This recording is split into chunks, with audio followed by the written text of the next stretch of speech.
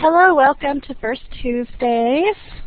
Thank you for joining us today. I'm Jennifer Fenton from the Washington State Library, and thank you for taking the time to attend today's session. Carolyn is at a conference, so she is not able to be here today, but she is one of our co-hosts here. And with us today is our tech support, very important people. We have Joe and Jeremy.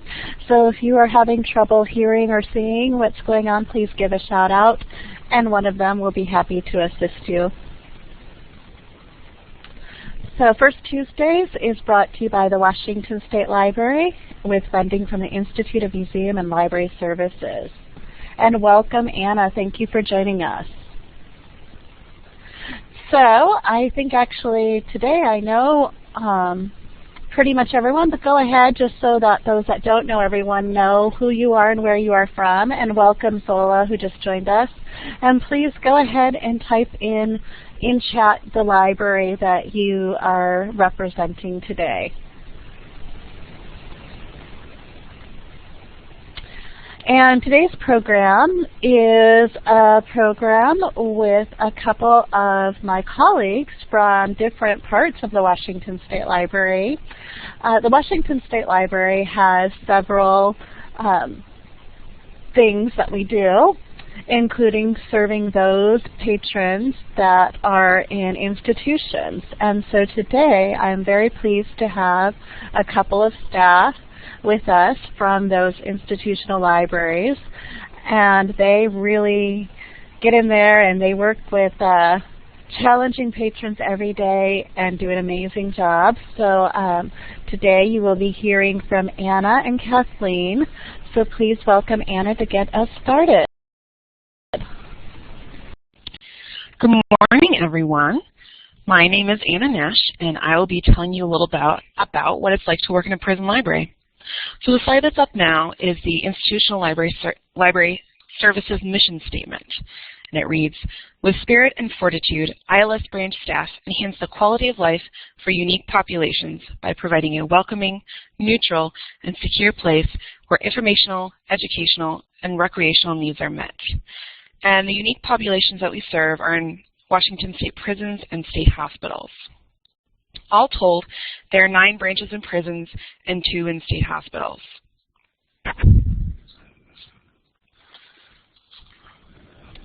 And I work in one of the prisons in Monroe. This is an aerial view of the Monroe Correctional Complex. There are 5 prisons on the complex, the Washington State Reformatory, which is right here. It's also pictured here. Here. It's 100 years old, and it was built by prisoners.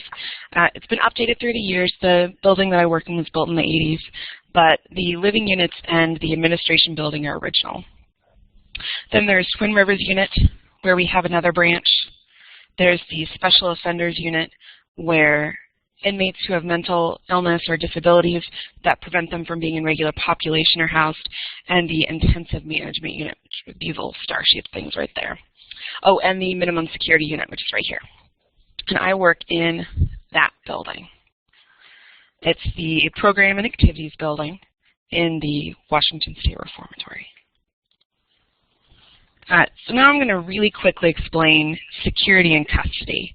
It's kind of complicated, and I don't understand all of it, so this is going to be a really basic introduction.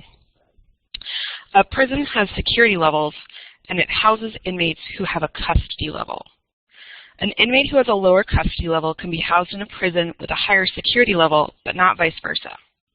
If a prison has a maximum security unit, that maximum security unit has its own secure perimeter, separate from the prison it's attached to. Mission Creek, right here, is one of the minimum security prisons. It only houses inmates who are in minimum custody and have less than 2 years left to serve. Stafford Creek is a medium security prison that houses inmates who are medium security or medium custody and long-term minimum. And they actually have different units that they live on, so the ones who are long-term minimum have keys. there are separate intensive management units that hold the maximum custody inmates, and that's why it says minimum, medium, and maximum custody. Column Bay is a closed security prison that houses medium and closed custody inmates. The closed security is the highest level that the inmates are still able to move around, but it's really heavily monitored. So, for instance, the books in the library are all x-rayed before they're returned. The custody level of an inmate is based on behavior in prison and the term of their sentence. A little hazy on how this actually works, but I know there's a number system, and the higher the number, the higher the custody. The only exception to this is if an inmate is put in administrative segregation or protective custody because there's a threat to their life. So then they are not housed at whatever their custody level is. All of our libraries are at medium and above facilities because the minimum facilities have a lower population and we don't have the resources to support a full library. So these little red dots are all of the ILS branches and prisons in that little star. And then these two blue dots that just showed up that are kind of hard to see are the two state hospitals. This one is Eastern State and this one is Western State, where Kathleen Benown, my co-worker and co-presenter, works. And then these are, all these little black dots are the minimum facilities. In addition to these minimum facilities, there are also 5 that are on the same campus as a medium and a closed facility. And we don't have, like I said, libraries there, but we do send them ILLs and some of our better discarded books. And here's another map from the Department of Corrections that kind of gives you a better idea how many facilities there are. And this includes the work release facilities where inmates stay and they're still under supervision of DOC, but they're able to kind of go around in society and look for jobs and housing. There are also all of the community corrections, which is what is commonly thought of as parole offices, where they have to check in. And what would a PowerPoint presentation be without some graphs? The graphs in the upper left-hand corner show the circulation for all the libraries this year. And the one in the lower right-hand corner is for the WSR library. You'll notice that Stafford Creek, Airway Heights, and Coyote Ridge have the highest circulation, and that is because they have the highest population. And then I took the liberty of putting my favorite statistic ever in big red font because I just get so excited about this. I mean, it's just shocking to me how high our registered user is. It's 88%. 88% of the people who are incarcerated at the reformatory use the library. And that is shocking when you consider that a well-used public library has about 25% registered usership. So 88%. Yeah. And when you look at these beautiful photos, it's no wonder. These photos are from our Library Snapshot Day, which we've got a Facebook page, and they're also on Flickr. You can find them through our blog, and if anybody's interested, I can get that URL later. We really take our mission statement seriously, and we do our best to create a welcoming environment.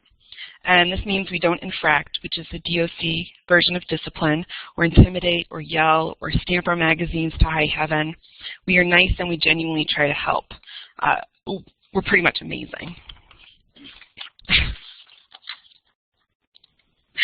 So a day in the life is pretty standard with some key differences. It takes me about 15 minutes to get to into the institution because there's so many gates and sally ports. A sally port is a set of sliding doors with a holding area. So the ones that I go through are controlled by officers in booths and controls and towers. So I walk up to the sally port and one door slides open slowly. And then I walk about 2 feet into a holding area, and then that door slides slowly back closed. And then I wait for another door to slide open. And then I walk 2 more feet. And then I wait for that door to close. And then I wait for another door to open. And then I walk through that door. And I pick up my keys and radio. And then I wait for more sliding doors and gates that are all controlled by officers. So it's really no wonder that it takes me 15 minutes to get to work. an officer once handed me my keys and noticed that one of them was a little bent, and she asked me how often I use them. So I figured it out. The one key that's bent, I use a minimum of 20 times a day because I lock and unlock so many gates. So many gates and doors, lock and unlock. And if I'm moving around the institution, it's a little bit more like 30 or 40. Lots of unlocking and locking, lots of locked things. And then I'm in the library. There are up to 34 patrons at a time, and they're 50-minute movement periods. So an inmate will sign up for the library and come in and use the library for the full 50 minutes and then go back. CRCC has the largest library, that's Coyote Ridge, and they have up to 96 patrons at a time, although they also have a law library. Melissa Gilbert, the librarian at Coyote Ridge, wrote a really charming blog post about patrons speed walking to get to the library. I got to see this at Stafford Creek, and it's really amazing to see people so excited to use the library that they're almost running, but not running, because there's no running allowed on the breezeways. At WSR, patrons do sign up, like I said, so they don't have to race to get to the library, but the sign-up sheets do usually fill up, especially at 12:30 on a Monday. 12:30 on a Monday is a madhouse.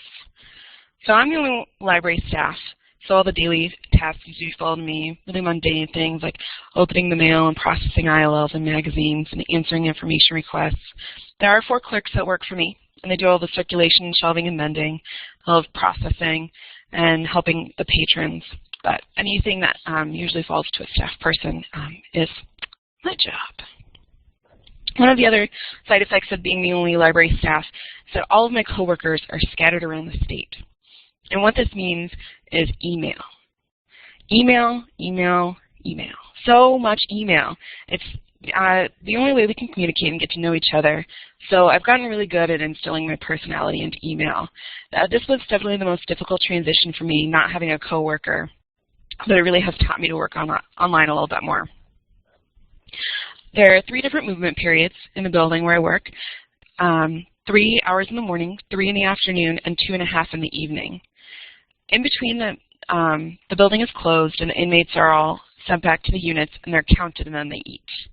My schedule always spans 2 of these movement periods, so I've got about 2 hours every day when the library is closed, which is the perfect time for me to answer information requests. Also, I wanted to mention how much I love programs. I started doing programs about 1.5 years into working here. I've been here for 3 years. And I started what's called the WSR Reads Together program, which is a community reading program. And right now we're doing The Hobbit, which is really popular, crazy popular. I can't even imagine it. I can't even believe how many inmates have signed up.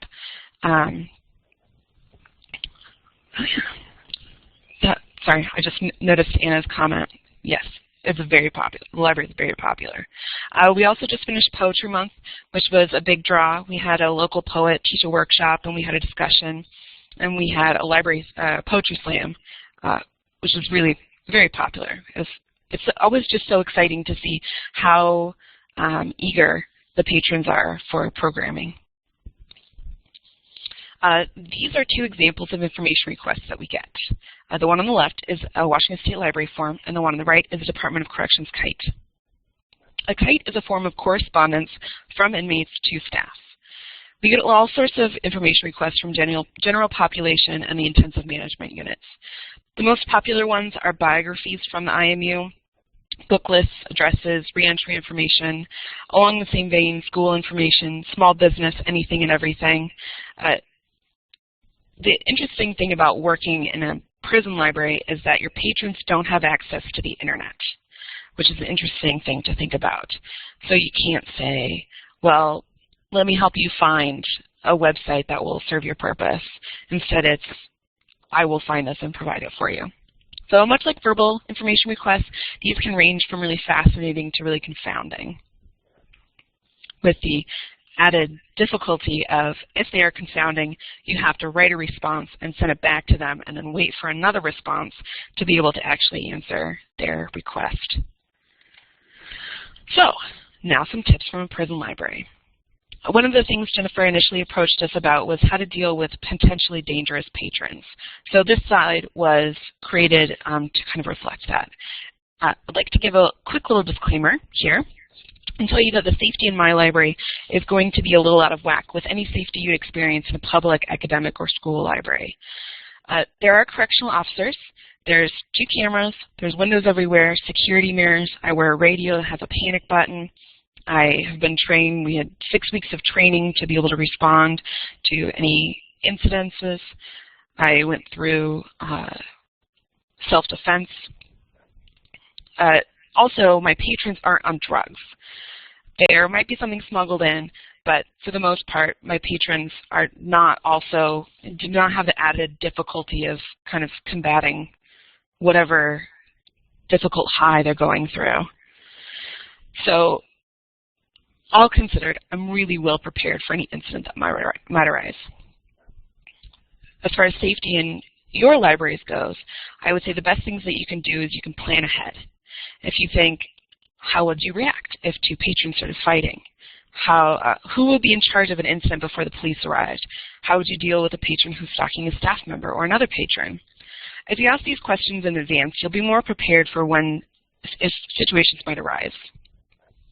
Another key safety tip is to have 2 staff whenever possible, especially when closing, and in addition to that, to have staff presence. And by staff presence, I mean being clearly there, not always being in the office, and being alert and letting your patrons know that you're alert. And this doesn't mean getting in their business. It just means being present, being obviously there. And that can help prevent a lot of unsavory activity. So my last tip, as far as safety goes, is to make friends with your local police. To invite the police to your library and give them a tour and ask them to drop by every once in a while. And this especially if you're having problems or if you feel unsafe in your library can be another big deterrent for anything that might happen. Now, difficult patrons. Oh, difficult patrons. So first and foremost, don't ever talk down to anybody. This, I can say, is a little bit difficult for me as well, but it will only serve to escalate them, and it puts them on the defensive. And your goal with someone who is agitated is always to de-escalate. Also, don't place blame. This also serves to escalate an angry patron. Instead of saying, you have to pay for the book you destroyed, say, unfortunately this book was destroyed, that was checked out to you, and a fine has been placed on your account. Listen to what they have to say. Most people just want to be heard. If a patron feels like you are genuinely trying to help, they usually react well, even if you give them bad news. The exception to this is if a patron is working themselves up while they're talking through whatever they're going through. Then it's important to interrupt and ask short, clarifying questions to calm them down. If you ask them a question, it kind of makes them pause and think about that. So if you say, what's your name? They have to respond to you, and it stops them from, working themselves up even more.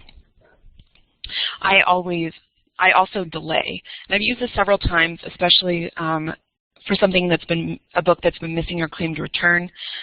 I'll say, well, I'll search the library for the book. There are a couple of places I can look while the library is closed, and you can look around your house as well, and we'll figure this out. And that serves to kind of allow them to collect themselves before they return and talk to you again. And a lot of times they will calm down before they talk to you the next time. Then tactile verbal skills. This is just a common phrase for really structured sentences.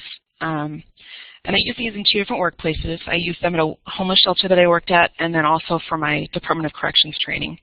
We use a lot of when-then statements in the shelter. When you log into your account, I can help you. When you step back, I can help you find the book. A note on this one is that it doesn't work very well with emotional tasks. If you give them a when emotional, like when you calm down, sometimes it can work, and it's often an example, but I've found that it has the potential to really throw gas on the flame, as it were. No one really likes to be told to calm down. The other tactical verbal skill is to give options, and to always give the option that you want them to take last. I can call the police, or you can stop harassing the patrons. You can leave the library, or you can sit quietly. Create boundaries. This one is really important for me because there's a lot of boundary testing in prison. If a patron who's harassing staff or is asking a lot of personal questions, it's important to make your boundaries known. If a patron says, "Where do you like to go drink at night?" you can say, "I don't discuss that with patrons, but I'd be more than happy to help you find a website with recommendations for restaurants and bars." I have unnaturally high boundaries in prison because they're tested so frequently. So this is going to sound crazy working in a library, but even if a patron says something as innocent as, "What books do you read?" Frequently I will tell them what I read because they're just interested, but there are also several situations where it's just getting to know me. Probably aren't going to have that high boundaries in a public or academic library, but if you do feel uncomfortable, feel free to kind of deflect the questions by offering to help them find a book or offering them help in finding something that they're asking you about. And then be consistent. This is a big one in prison. They love to say firm, fair, consistent. They probably won't have to be firm, but fair and consistent definitely apply in all libraries. If a patron is smoking on the steps every day, don't pick and choose the days you approach them about it. If a group of teenagers is getting rowdy and you ask them to be quiet, do it for every group that's getting rowdy. If a patron sees that you're making exceptions for one or another patron, it can be confusing and unfair. And finally, if someone is truly dangerous, don't be afraid to call for help. This can be in the form of another staff member, calling for a security guard or the police. Along these lines, don't ever approach someone who's dangerous alone. If there's a fight and you're comfortable approaching, to give short, clear directives, just approaching, not getting in the fray. Short, clear directives, like stop. Do so with another staff person. If there is another staff person, don't do it. It's not worth your safety to enter a potentially volatile situation. This is a lot of information on one slide, but hopefully it will give you some ideas for dealing with patrons who are potentially aggressive or dangerous. And now that I've talked about how awful patrons can be, I'm going to tell you how to help them. So, for recently released offenders in public libraries, I'm going to give you some things to consider that you might not have thought about before you thought about prisons. Also a note, I've used the word offenders here. That's interchangeable with inmate. So inmate, offender, same thing. 97% of the currently incarcerated people will release. And they might not release for 20 years, but they will release back into society, and they're going to be faced with a lot of struggles. Reentry is a really stressful time because for whatever the period of their sentence was, they've been told where to go, when to go there, what to eat, what they can do, who they can see, what to wear. There are not a lot of choices, and the choices are pretty minimal risk. So now they're thrust into a situation where not only do they have to make a choice about where they're going to live, they have to figure out how to make that work. And depending on the term of their incarceration, how much support they've got from family, this can be really difficult, with the added difficulty of the fact that they've got a felony and they're applying for jobs where they will almost certainly be discriminated against. So most people won't have a job when they release. There are a few exceptions to this, but really they're going to be searching for jobs, and the library can be a great place for them to do that. But the technology may be new. So searching for jobs might not be as easy as we consider it, which is still pretty difficult. It's interesting to consider that there are some inmates who've been incarcerated since before there were personal computers. Inmates who have never used the internet or email or used a mouse. I mean, you consider how simple a computer mouse is and how even that is changing in the last couple of years. And it kind of gives you an idea of what they're facing when they get out. We do have computers in the prison, but a lot of the people who've never used the technology avoid it. So that's my little presentation on prisons. And now, Kathleen Benown from the Western State Hospital will be presenting about state hospitals. Good morning, everybody. Thank you so much for joining Anna and I. I'm Kathleen Benown, and I have worked at the Western State Hospital Library, Patients Library for 30 years now, and it's the best job in the world. If you want to work in a field where you feel really appreciated, that what you do makes a difference, I would highly recommend a career with institutional libraries. You see our first slide here, Great Lives, Great Challenges. Friedrich Nietzsche, King George III, and others all have something in common. They've all been hospitalized at some point in their lives.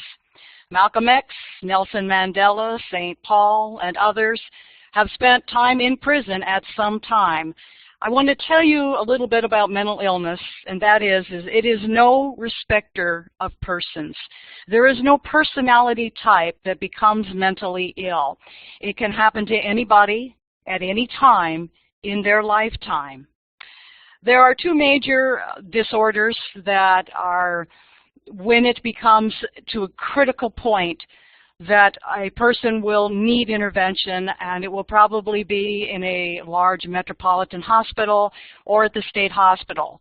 That is schizophrenia, which is a thought disorder, and bipolar disorder, which is described as a mood disorder. And either or, when it reaches a critical mass, that individual is no longer able to function and to think in a rational manner, and they can become a danger to themselves and to others, and that's when it's absolutely necessary that they have intervention. And the same thing goes with something that's far more common in the general population. It was called clinical depression years ago. Now we call it major depression. And if you read the celebrity magazines, you're aware that highly creative people tend to also have great mood swings, and that some of them have become so low and depressed that they have contemplated suicide, and that they're hospital, and it's a shame that their troubles are, put out there in all the major magazines. And yet it is that untreated, major depression can end in suicide. And then there's also personality disorders. I think that is when a person, for reasons that psychologists and psychiatrists have yet been able to tap through, individuals who cannot learn from their mistakes. They have a type of arrested development. Individuals like these are going to cycle in of jails and prisons and state hospitals.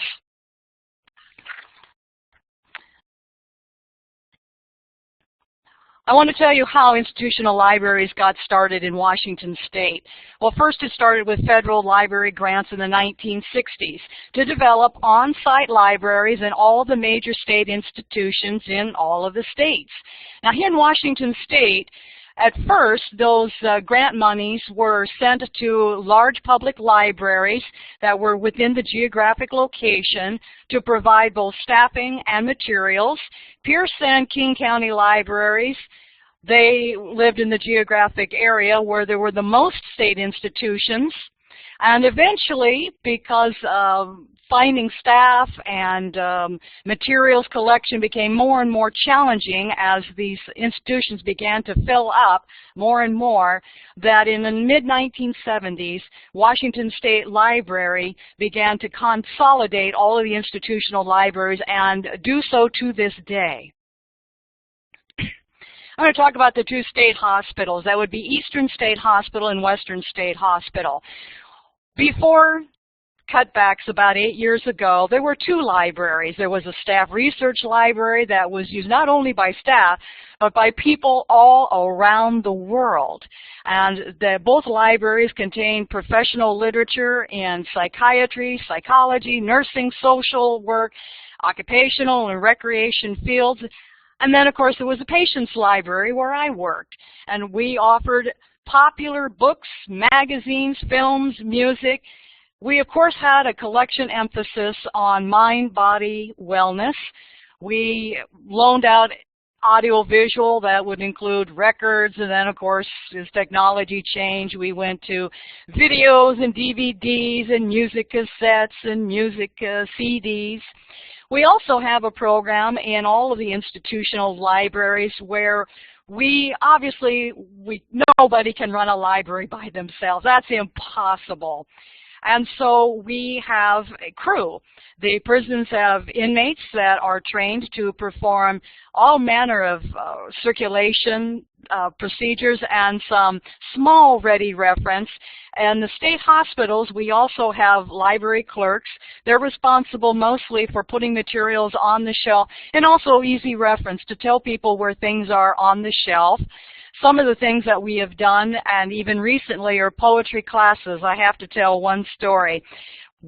One of the first programs that I did was poetry. It was in the month of April. That's National Poetry Month, and I decided that let's have a poetry slam.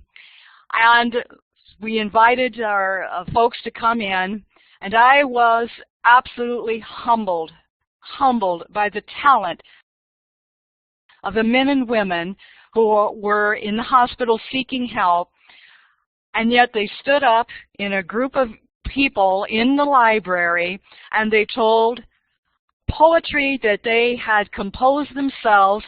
They didn't read it from a sheet like I would if I had written a poem.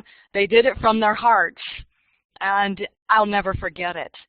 We've also had some book clubs. Naturally, now that we're down to one full-time staff person, we don't have the programs in the two state hospitals that we used to, but we have had book clubs in the past, and they were a great success with very lively conversation. Readers Theater, things that we've done in the past and we still do today. Ward outreach was as essential. The hospitals tend to have units. They're on a campus that's widespread, and the library is just one place, and so we rely very heavily on distributing materials to the various departments and the wards. And we used to have many, many library programs. We used to have 4 a year, and we would invite local talent to come in. And that talent would also include staff on hand, especially those that had musical talents, that they would come in and share whatever talents that they had with everybody else. Very delightful. I will tell this one story.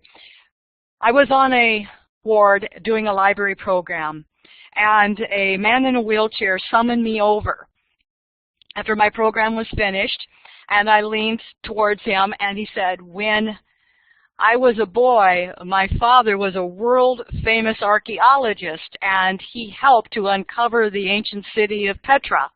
And I have some of my father's artifacts from his digs, way back when."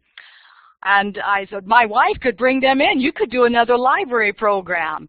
Well, I realized that I was on a ward of a state psychiatric hospital, but I thanked him very much. I gave him my information, said I would love to hear from you, and promptly forgot all about it when I got back to the library, and the library, library was very busy.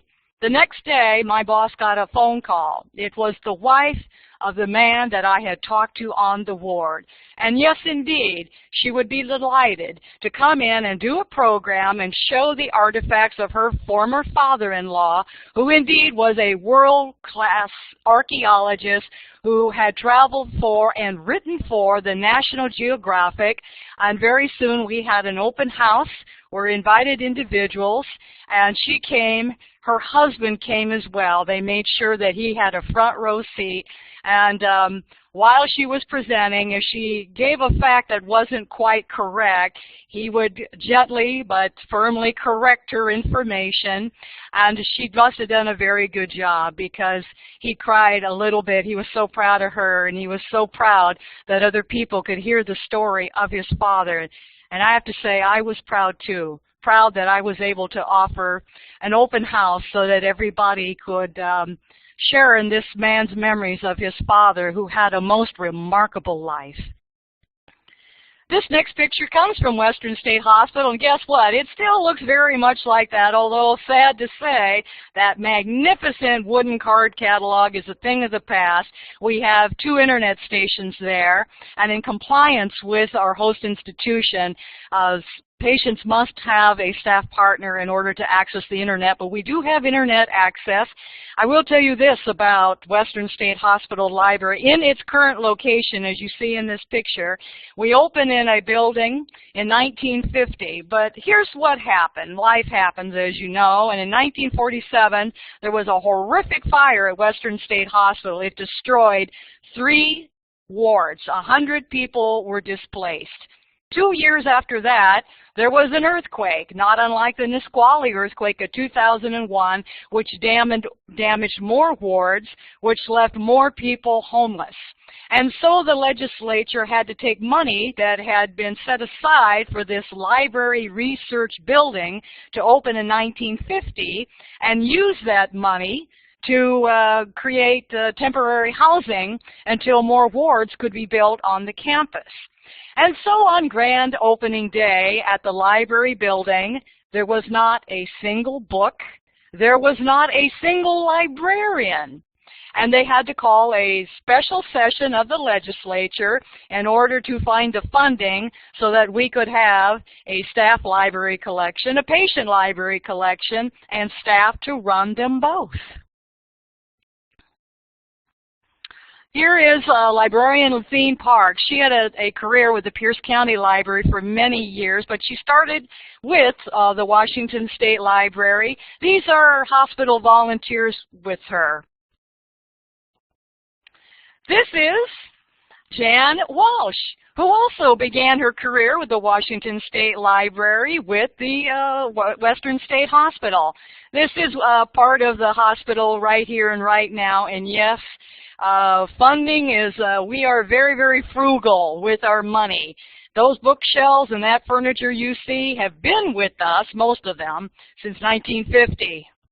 The books, however, are very different. Here is from 2004. We get together and we have retreats, and the beautiful Palisades retreat.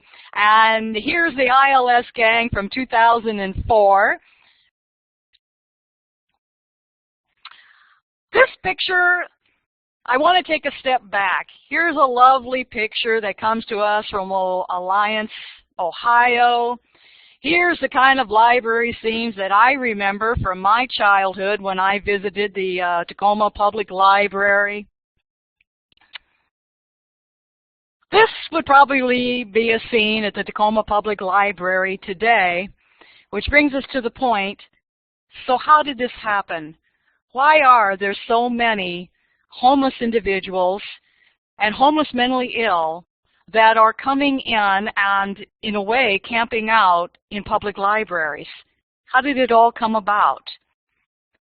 Well, this is how it began. In 1963, President Kennedy signed the Community Mental Health Act, and his purpose was to provide money to the states to build community-based mental health centers and to close the state psychiatric hospitals, because psychiatrists and psychologists began to believe that the state hospital as a model had failed miserably. And I want to say, as an aside, President Kennedy had a personal interest himself. His beloved sister Rosemary was mentally ill, and she had spent time in private psychiatric hospitals, and there wasn't much that could be done to help Rosemary function back into society. And Rosemary was one of those patients who received a lobotomy, and the lobotomy failed. And John Kennedy loved his sister, and John Kennedy wanted to be sure that if individuals could be treated in their own community and that they could be helped with a new generation of psychotropic drugs, that they would never have to leave their families, leave their communities, and spend what could end up to be years and years in the state hospital. It was a wonderful idea. Well, in the 1970s, the U.S. Supreme Court began to pass its own rules which limited involuntary treatment and hospitalizations. And in short, what that meant is that the psychiatrists in the state hospitals no longer held control over commitments. The courts did. And so judges wanted to protect individual freedom, and they insisted that the state bring compelling evidence that an individual brought to that court was proven to be a danger to themselves or to others. Well, throughout the 1970s, all around the United States, state hospitals began to close, but it was with an expectation that federal money were going to provide funding to build community centers in large population areas.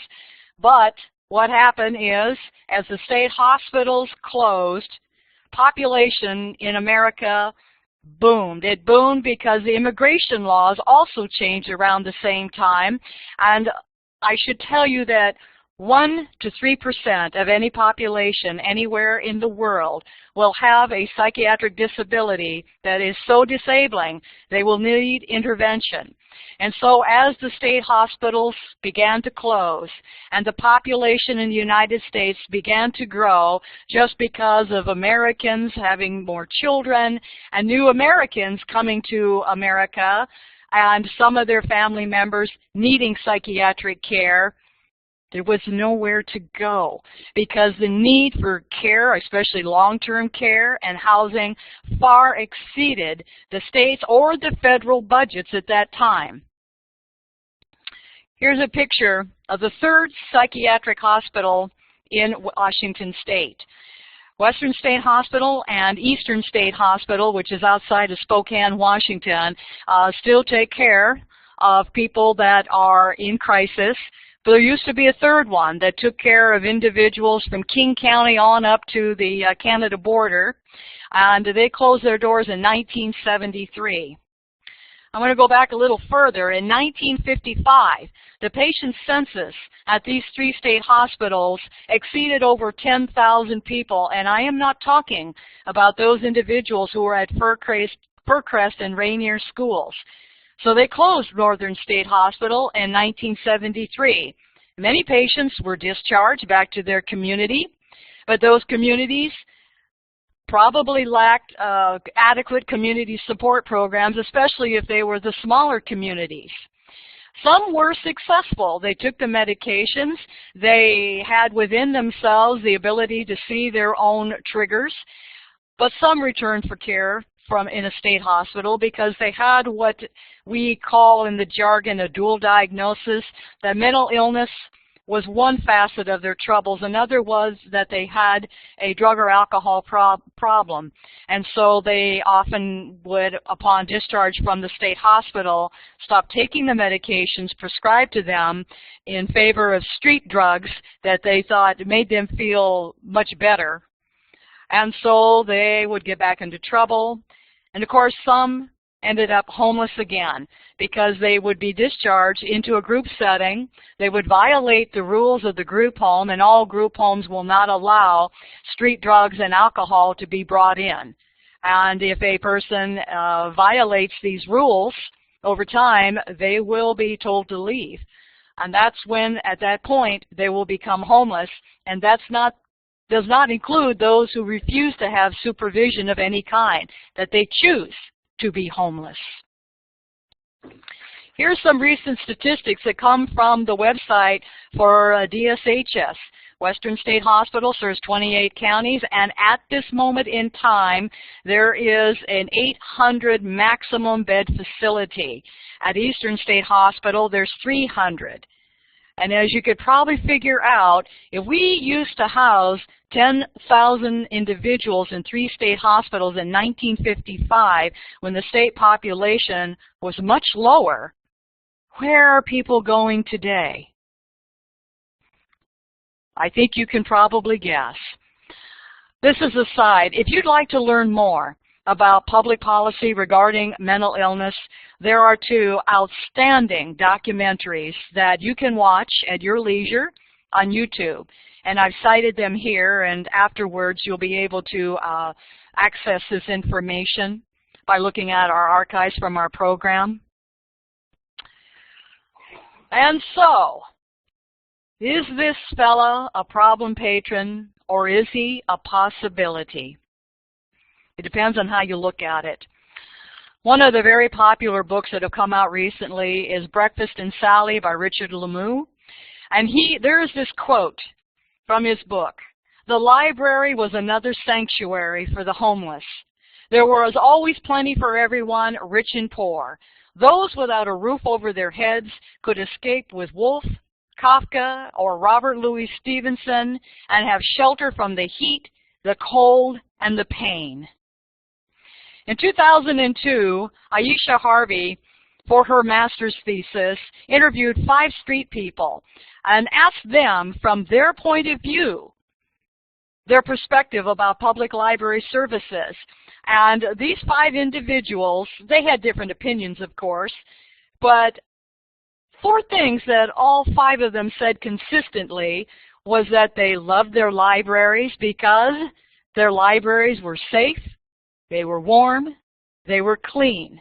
They appreciated the normalizing environment that the public library provided them. They were thrilled that the library allowed them to access online technology. As Anna told you earlier, there are men and women who are leaving our public institutions and they have no or very little knowledge of computers and of the internet, and it can be very, very overwhelming. And so when they see these computers, they're just so fascinated, as I'm sure you have found already. They can hardly wait. They're just chomping at the bit to get on that internet and see what's out there in the wide world. And they truly, truly appreciate friendly, helpful library staff. I've been chatting with librarians around the country while I was getting ready for this program and discovered that the San Francisco Library has taken it a step further. They have social workers in the library. They contracted with their local health department, and there is an outstanding article that you can read online from the Library Journal. The title of it is on your screen. The problem is not the homeless. You can go ahead and Google that later on and you can read the article. And if that sounds like something that you might be interested in, Leah Esquera is a most approachable lady. She'd be willing to talk to you about library training. And I wasn't able to do that with her in depth before I had this program, but by all means, give her a call or email her and talk to her more. I talked very briefly with the Salt Lake City Library. They're going to be implementing a very similar program. Actually, they just started. Baltimore Public Library does something. They don't have an on-site social worker, but what they have is a streetcar. And we at the institutional libraries, and perhaps a lot of you out there as well, you use the 211 website so that you can give just-in-time information to people about shelter and about food, and you could go on with education and those questions that people come to your library and they need this vital information, and they can't think of a better place to get it than their friendly neighborhood librarian. And what the Baltimore Public Library does is that they pass out a little brochure that they keep updated, and which people can take it with them to access this kind of emergency. And this is just one page. There's many more in this little pocket-sized street card that they pass out. The Klamath County Libraries, they go to where the people are. They have, as part of their bookmobile route, they go to the shelters. And here you see people that are browsing and just, it looks like it was a beautiful day in the neighborhood, and they're having a beautiful time with their local librarians. I communicate with state hospital librarians around the country, and Tanya Hayes Martin is the state hospital librarian in Missouri, and they use, in Missouri, their LSTA money to provide library training to frontline public library workers. And their video links are available through that website you see there on top, that librarian411.org. and you look at the video link, and you can download training. And two of my favorites are When Bad Things Happen to Good Librarians and Every Fifth Customer. Anna told you some ideas of ways that she copes, and it is true. My hat's off to you folks. You deal with individuals. Unlike here in the institutions, we have help all around us. It's not true for you. And I have just told you that the homeless and the homeless mentally ill, they're here. They are among us. That is because the state hospitals are closing, and they are not building the community centers, the outpatient clinics, to adequately serve the needs of individuals that are in that crisis. And so, folks, be proactive. Number one is, when a person is giving you a very hard time, remember, don't take it personally. And when I say be proactive, please educate yourself about mental illness and never stop learning. And in some slides to come, I'm going to give you some ideas about how you can do that. I say here, remember that life is a theater of the absurd. Well, you just got to keep a sense of humor about it. One thing that never amazes me is some of the questions that I get. In fact, here in the emails all the time, all emails all the time with the institutional libraries, is that we like to share some of the most outlandish requests that we get from our customer, but it's all good, and we don't set it to the side and ignore it. We share ideas about how we can practically answer their questions or get to the bottom of what's the real question that's behind that very peculiar question, because sometimes there really is, and if we dialogue with them enough, we find out that yes, there really was something that they really need to know, and that we're very happy when we can help them get that practical information. I am not a patient person by nature, not at all. And so one thing that I do to educate myself is learning to take 3 long breaths when I have before me a person that will not stop talking and will fire one request after another, and I no sooner will start one question when they're off onto another whole question, and they're very impatient and get a little bit rude. And it is my natural inclination, I say, to furrow my brow and to give them a very stern look. And so I practice my 3 long cleansing breaths, put a smile on my face, and hear them out.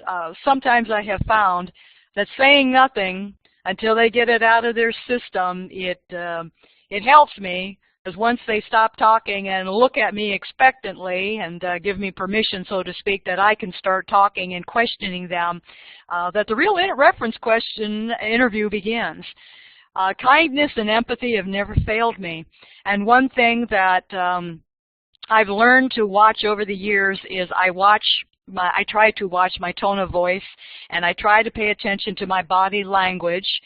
I remember to keep my distance, that I come from an ethnic background where we're a huggy, squeezy kind of people. That's probably not a good idea with certain library customers. I do not touch my customers. I keep my distance. But I also encourage you all to keep courageous. There are people that are going to come before you that make you nervous. Stick with it. You're going to learn something. More thoughts that I have are the library rules themselves. If it's been a while since you've looked at your library rules, I encourage you to take a look at them once again, to review them and update them, and have a conversation among yourselves. Are you, as a staff, as a team, are the rules consistent, and are they consistently applied to everyone? You see my example that a guy that comes in off the street and he smells horribly, that these are the ones that get frowned from library staff, but sometimes a library staff person might choose to ignore the teenage girl that is heavily perfumed. We have to be fair. We can't, pick and choose which ones we're going to frown at and which ones we're going to smile at. Nasty customers. Well, nasty customers happen. And I'm going to encourage you to join forces with one another, to make it a staff practice that when you have a nasty customer and you know that person by face or by name, they come in nearly every day. Sometimes they're there every day, and they're there all day long, and they're demanding and they're rude. When that person is not around, I would suggest that you have a planning committee, that you talk about how you might, as a team, be able to get together and find coping mechanisms that work. Because it could well be that somebody has found something that works with that nasty customer, and if everybody can get on board and interact with that individual, that you may indeed find it has worked for me. It's worked for me, and so I hope that that's going to work for you, because I know you all have it. You all have that customer or individuals that come in all the time, and you just cringe when you see them coming. I understand. Also, I try to keep it simple when I'm talking to people. I use as few words as possible. I use silence to let my customer, if they decide that they've changed their mind about what they think that they really wanted to talk to me about, that I want them to have that opportunity to control the interview. I also have learned over the years to try not to say no and do not only in our written policies, but also in my communication. I try to use action words. For example, you may not smoke here, you may not drink here. I am now trying to replace, well, I do now, saying, hi, you can eat that in that area there, or you can smoke outside. Ooh, we're running out of time, folks. To learn more about mental illness, I would recommend that you start with NAMI. There's some wonderful website. Read memoirs. Watch movies is a painless way to do it. And Western State Hospital, I have a list for you right now. Jeremy, would you please post that list? Yeah, here we go. These are a list of feature films that you can borrow through OCLC. My OCLC number is Z97. Excuse me a minute. You can borrow them all at once. Brian Quinn has done a wonderful article. You can read it online, How Psychotherapists Handle Difficult Clients, Lessons for a Librarian. It's a must read. Do it. Do it today. And if you would like to have available information about recovery for your patients that are recovering from mental illness and substance abuse, shop online with these people. They have outstanding material. Here we go. Here is a sample of films that the Western State Hospital Library has and that we'd be very willing to share with you. That's it, Anna? Any questions? Any questions? I'm prepared. I'm happy to stick around if anybody has any questions. I know that we're out of time. Jennifer, do you know?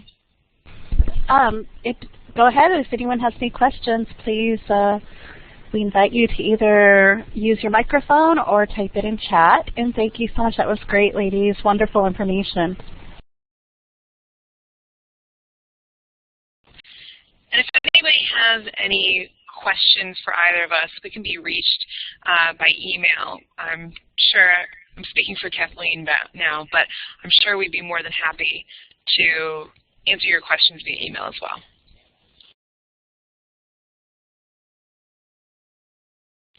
Gina, yes, I see your comment there. You would be shocked at how similar our libraries are. It really is, because we try and make it as much like a public library as possible, we have all the same kind of issues that you would have.